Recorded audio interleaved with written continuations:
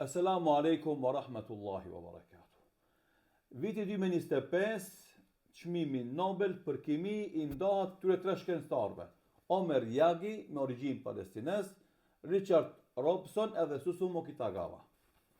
Edhe kjo është një dëshmi konkrete se populli palestines është popull inteligjent. Është popull I cili me gjitha vuajtjet shumë dekadshme I jep rëndësi shkencës, zhvillimit, përparimit.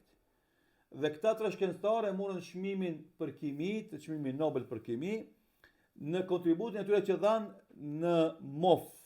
MOF është kujtesë Metal Organic Frameworks. Janë materiale të reja që shkencëtarët I quajnë arkitektura molekulare. Pra struktura që ndërtohen nga ionet metalike të lidhura me molekula organike. Këto përbërës formojnë një rrjet tridimenzional me vrimat të shumta mikroskopike, poroze, sikur një spongë sfungjer në nivel atomik. Për shembull, 1 gram MOF mund të ketë sipërfaqe të brendshme sa një fushë futbolli ose më shumë. Këto vrima mund të kapin, ruajnë ose filtrojnë gazra dhe substanca të tjera kimike. Çfarë kanë bërë konkretisht fituesit? Omer Yagi ishte ndër të parët që sintetizoi dhe sistematizoi konceptin e MOF-eve në mënyrë të qëndrueshme. Ai krijoi materiale si MOF 5, që është bërë model referues në laboratoret e kimisë në gjithë botën. Yagi gjithashtu hapi rrugën për COFS, Covalent Organic Frameworks, një version pa metale. Susumu Kitagawa zhvilloi metoda për të kontrolluar madhësinë e porëve dhe stabilitetin e MOF-eve.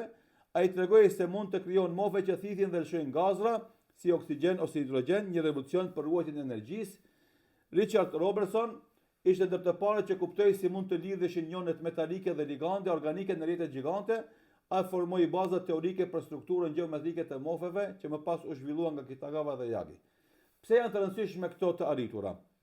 E para sepse nëpërmes tyre kapet CO2-ja, do dioksid karboni, edhe ndihmojnë ndryshime, janë kundër ndryshimeve klimatike.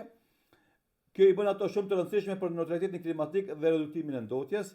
E nxjerrin ujin nga ajri. Disa MOF-e të krijuara nga ekipi I Yagit mund të thithin lagështi gjatë natës dhe ta kthejnë në ujë të pijshëm gjatë ditës, madje edhe në shkëtir. Ruajtja e hidrogjenit dhe metanit, mjekësi dhe në farmaci disa MOF-e përdoren si sistem për shpërndarjen e barnave në trup, duke lëshuar ilaçet në mënyrë të kontrolluar.